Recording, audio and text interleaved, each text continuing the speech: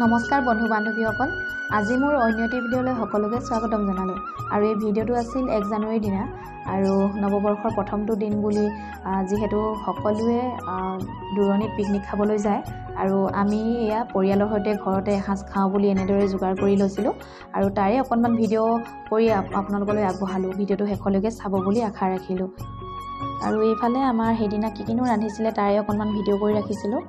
আৰু ৰান্ধিছিলে বুলি এইটো কাৰণে কৈছোঁ যে মই ৰন্ধা নহয় দেই, ঘৰৰ পৰা যিহেতু সেইদিনাখন মা আৰু ভণ্টি আহিছিল আৰু এই সকলোবিলাক মোৰ মায়ে ৰন্ধা হয়। আৰু মাকৰ হাতৰ সোৱাদটো ক'বই নালাগে, চাওকচোন কিমান ধুনীয়া হৈছে দেখিবলৈ, নহয়নে বাৰু? সকলোৱে ভাল পায় যিহেতু মাকৰ হাতৰ সোৱাদ ল'বলৈ।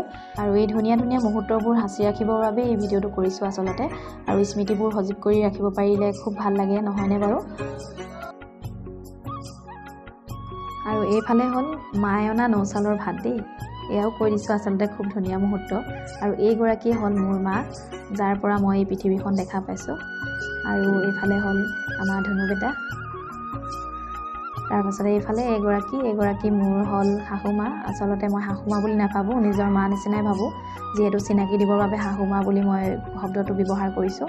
আৰু এইফালে হ'ল মহাশয়, আমাৰ চিনি পাইছে নিশ্চয়।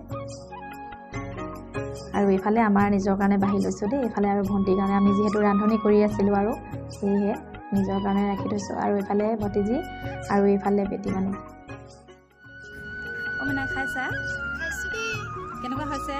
একদম বঢ়িয়া হৈছে। আৰু ৰাইজক শুভেচ্ছা এটা দি দিয়া। আপোনালোকে